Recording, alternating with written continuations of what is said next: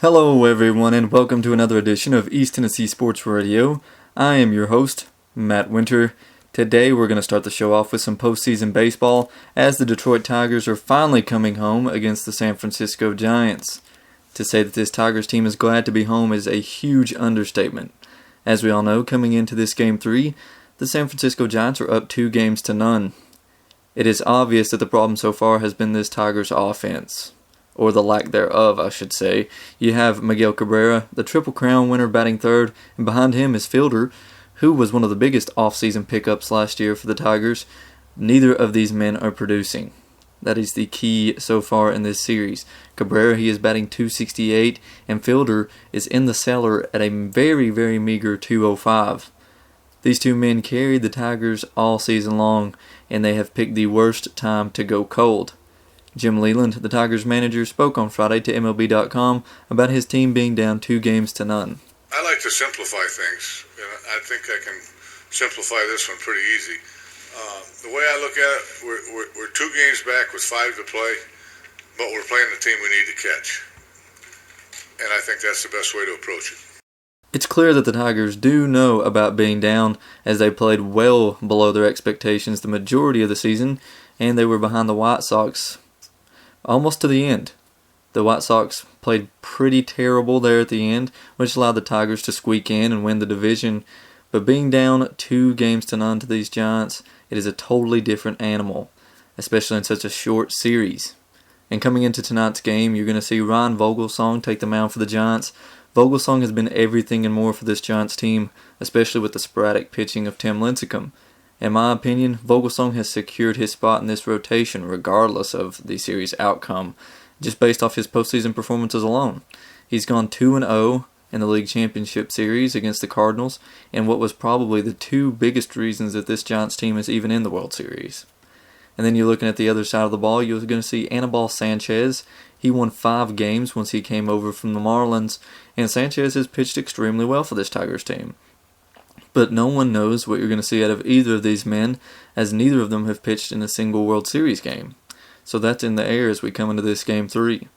The one thing that is for certain is that the San Francisco Giants offense behind Pablo Sandoval and Marco Scudero are on fire at this point. Sandoval is hitting .368 for the series, and you have Scudero right behind him at .339. Both of these men are tearing it up. When you're looking at the Giants' offense, they are not the most explosive thing that the Tigers have seen. That is obvious. They're coming out of the National League, who isn't known for having very, very extremely potent offenses. You look at the American League side that the Tigers are playing in, and even in that division that they're in, you're going to see a lot of offenses that can score a lot of runs. And I think they're a little bit shocked coming in so far to see the Giants put this many runs on the board, especially against their pitching staff, which they were for 100% certain was going to lock things down just like they did against the New York Yankees. There have been quite a few breaks. I think everyone agrees to that for the Giants so far. You've sliding plays to rob extra bases and bunted balls that are tailing foul that just stay just inside the line. This is the reality for the Tigers so far. This is something that they're going to have to deal with if they hope to come back in this series. And who would have expected Justin Verlander, arguably the best pitcher in baseball, to come out and throw Game 1 and only last 4 innings and get the loss?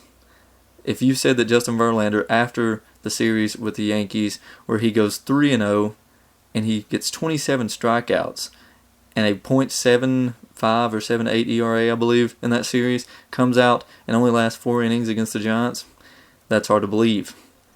Then in Game 2, you have Pablo Sandoval coming out and making history with 3 home runs. He becomes the 4th man in history to do that behind Albert Pujols, Reggie Jackson, and Babe Ruth.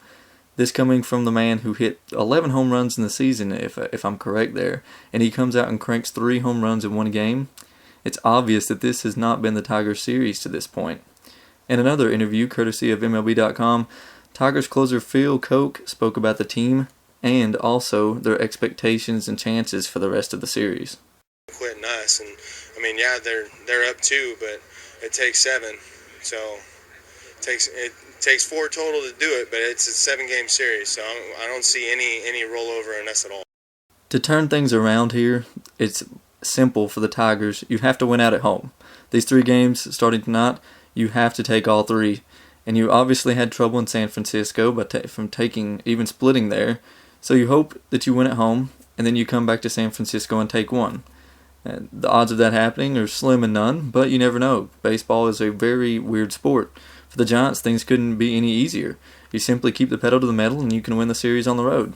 Baseball is a game of ebbs and flows, and at this point in the series, these teams are on opposite ends of the spectrum. As baseball players and fans say, it's all up to the baseball gods, and right now, they are shining their graces on this San Francisco Giants team. Alright everybody, we're going to take a quick break here, but when we return, we're going to have more on this World Series, and we're also going to talk a little bit about the managerial shakeup so far to this point.